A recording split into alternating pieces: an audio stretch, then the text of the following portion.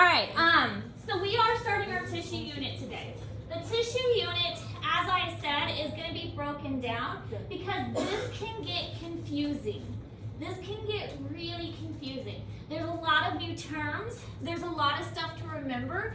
Not only do you need to identify the tissue itself, you need to be able to identify the location in the body and understand the basics of it. You'll need to be able to tell me what the tissue is, what its function is. There's a lot going on. Now, there are 4 types of tissues.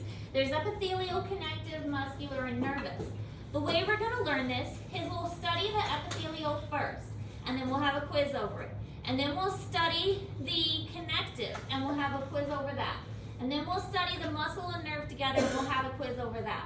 By breaking it down like that, it makes it a little less confusing. So you know that, okay, the tissues I'm looking at are epithelial tissues. They're not any other kind of tissue.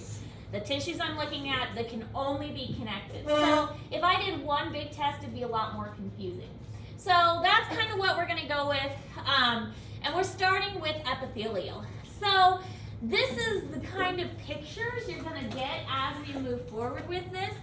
By the end of our unit as a whole, you're going to be able to tell what kind of tissues these are. This is stratified squamous epithelium. This is loose areolar connective. This is muscular, and this is nervous. So with practice, you'll be able to identify it too. We will do quite a bit with microscopes this unit, and we've got quite a few good slides that I found and went through. So what I've done in the past, and we'll do again, is I'll set the slides up and focus them in, and then you guys will go around and look at the slides and try and figure out what you're seeing. So we'll have one day of you doing it on your own, and then the next day I give you the answers so that you can figure out, oh, okay, I was actually looking at cuboidal, simple cuboidal. But I've discovered that having you do it on your own first is more effective than me just giving you the answer, because you actually have to use what you learn in class to try and figure it out. So if you're not good with microscopes, you're going to get good with this unit. Although with the microscopes, I'm going to do most of the focusing for you so that you know exactly what you're looking for. All right, introduction to tissues. Tissues, as we learned before. Can I set these in? Oh, yeah, that's fine. I need to set them at the back. Tissues, as we learned before, is a group of cells similar in structure working together to perform a similar function. Remember those levels of organization we talked about. So we've got cells, tissue, organs, organ systems, organism. So now we're at the tissue. We learned the cells, now we're at the tissue level. The study of tissue is called histology. So you might hear me use that word repeatedly. Histology is what the study of tissue is. A histologist is a person who studies these tissues. Now you might also hear, like if you watch medical shows, a pathologist. A pathologist is a person who specializes in changes, especially in cells and tissues due to disease. So they'll take a tissue sample and send that to the pathologist.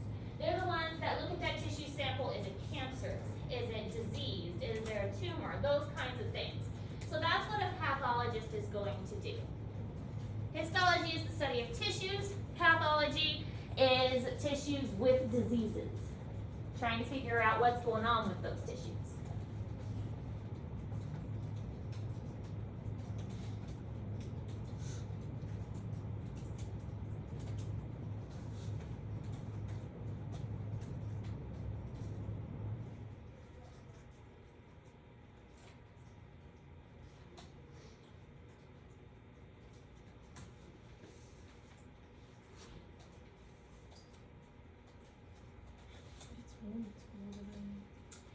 Well, I was walking through the hall, I walked through this one spot and I was like, oh, it's me. I came in yesterday because we had the in-service yesterday and this room was freezing.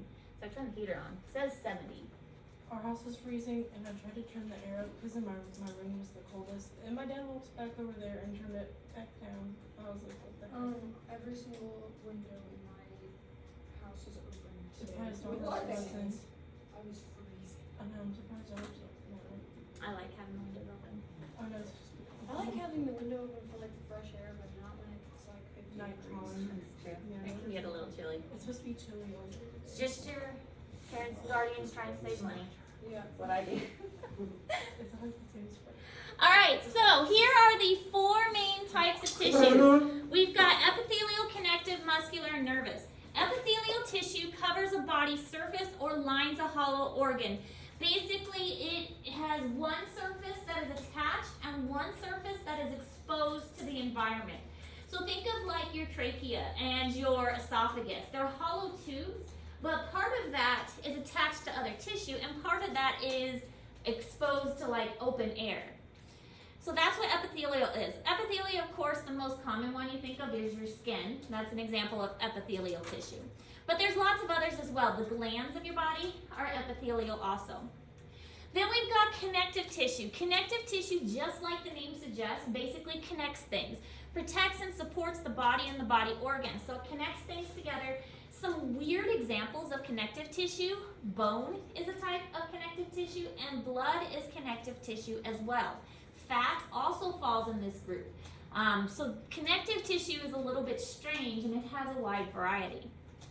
Muscular, a lot of people are familiar with this. There's three types of muscular tissue. There is cardiac, smooth, and skeletal. And then nervous tissue. Nervous tissue, there's some differences, but they all kind of look the same with these axons and dendrites and nerve cell bodies. So again, we're going to learn epithelial first, connective second, and then muscular and nervous together, because there's really only four, 3 muscular and 1 nervous for that group.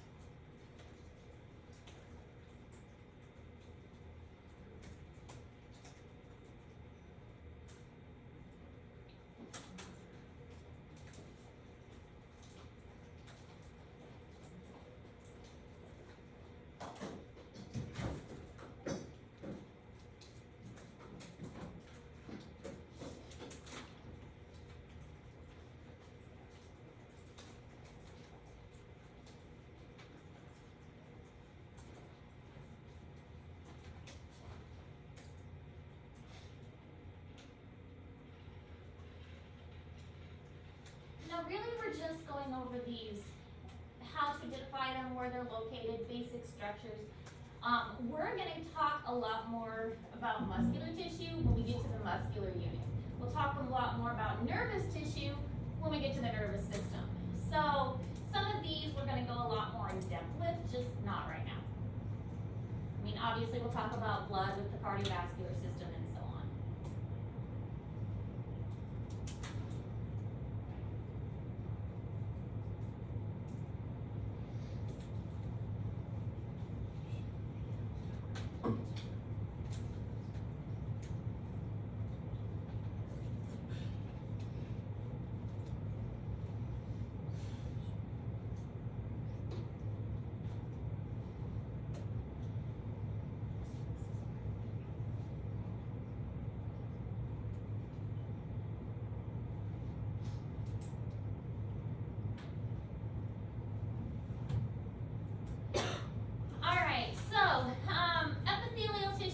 General, and you should write this part down because it is important. I know I didn't put it in red, but you should write that down.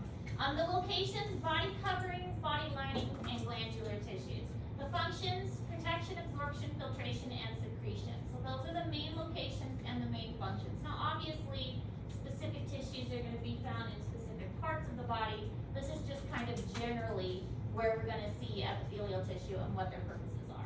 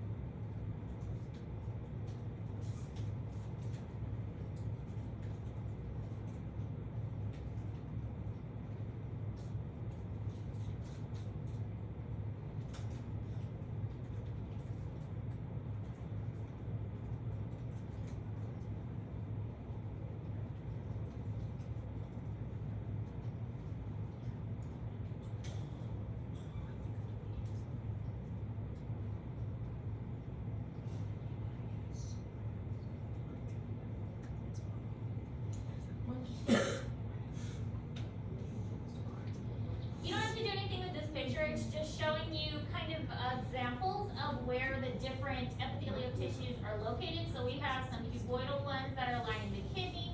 We have some that are in the urinary tract. Remember, anything that is exposed to a surface and attached at the other surface would be considered an epithelial. We've got them lining our digestive tract. A lot of those are columnar, so they look like columns.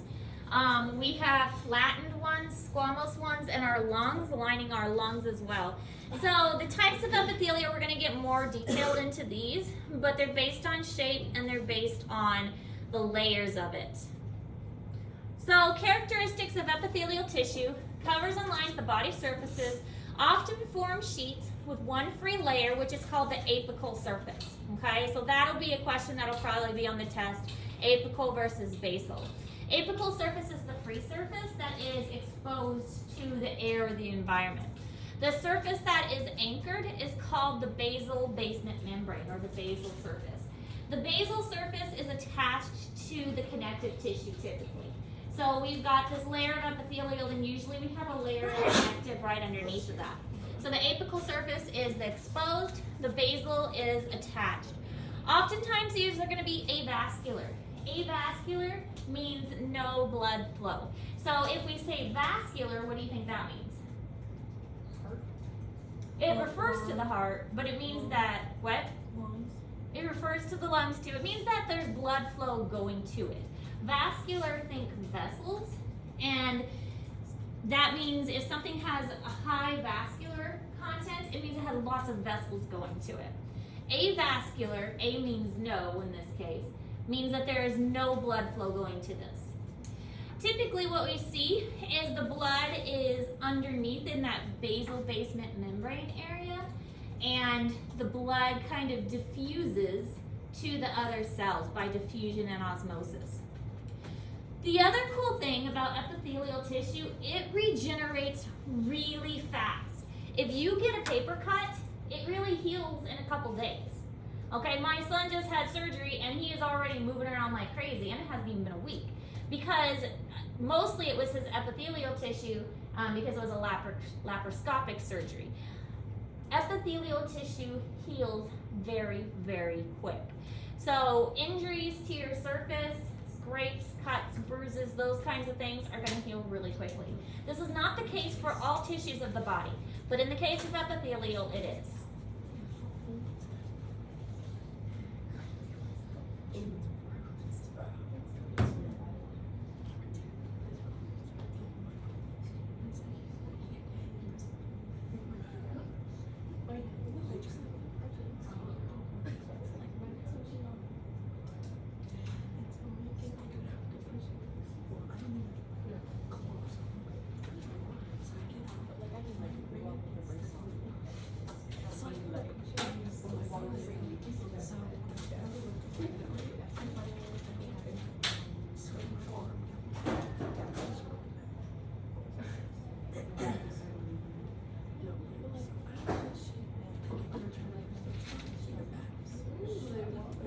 Alright, so here we can see kind of how the apical versus the basal works. We've got the simple squamose, which has the basal surface here, and then the apical surface is exposed. Here's a stratified where there's multiple layers, so the basal surface is down here. These don't really have an apical or a basal since they're in the middle, and the apical surface is the one that's exposed. And it's okay that these don't have it. It just means that one is attached to the connective tissue and one is exposed to the environment.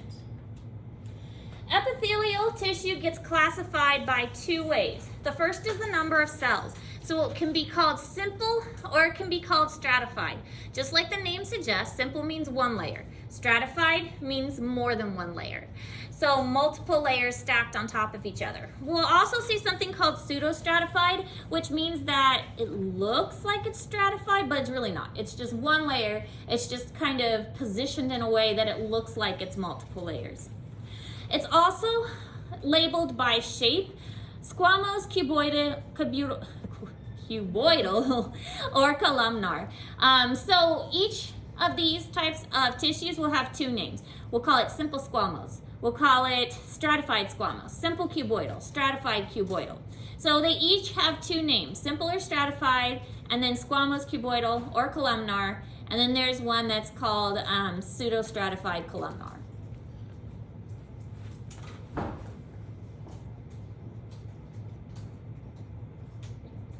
So these aren't too difficult to identify because first you look at it and say, okay, how many layers are there?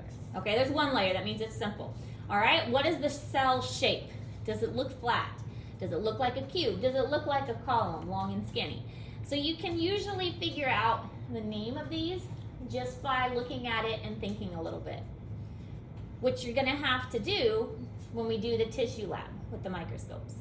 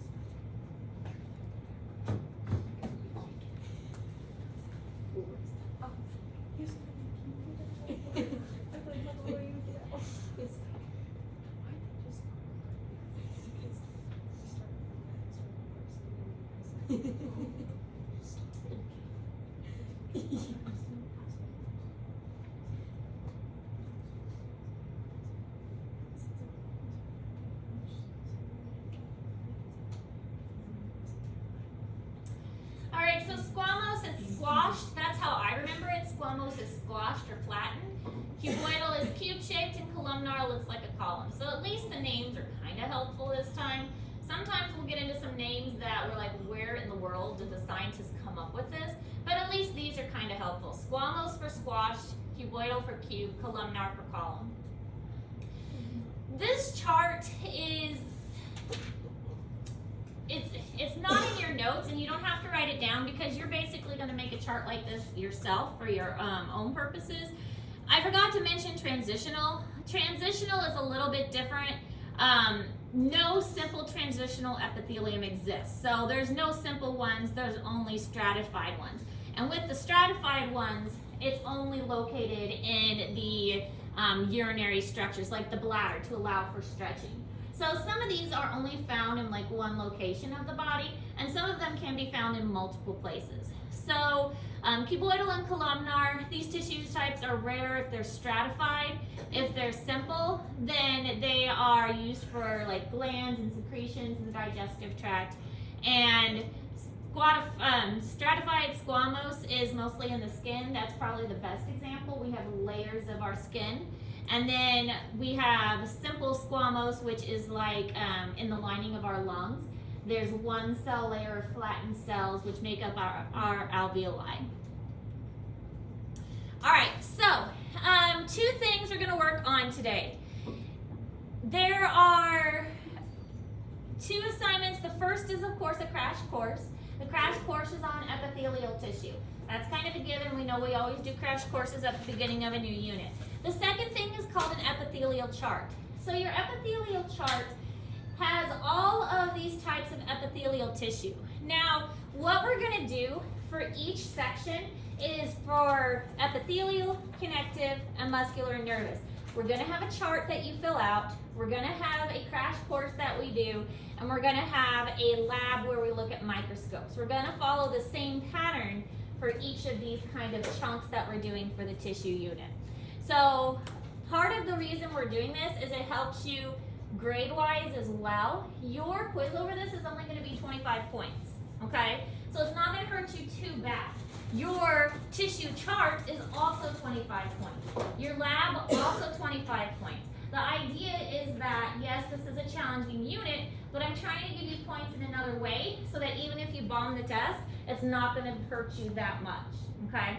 As long as you're doing the assignments and turning them in, even if you completely fail the test, you're gonna be okay. Because I realize this is challenging, and we have parent-teacher conferences coming up soon, so there's that to keep in mind as well. So, two things we're starting on, the epithelial chart and the crash course. Both of them will be due on Friday this week, and then next week we will start the lab looking at the tissues under the microscope. With the chart, it may be a little confusing, and that's okay. But it's gonna ask you, where is this tissue located in the body? What does it look like? Draw a picture of it. Give a specific example of what it does. Okay, so the chart is just a way to help you visually organize this really confusing topic. Can we draw it, or does that? There's one part that will need you to draw it. If you'd rather draw it on paper, you can do that. Is there supposed to be like directions for it? For the chart, Yeah. you just, let me show you. Okay. So, click on the chart. Do I know to touch it? I don't think, yeah. Uh, I think that's what I was. Okay. So let me attach the chart, and then it'll make a lot more sense.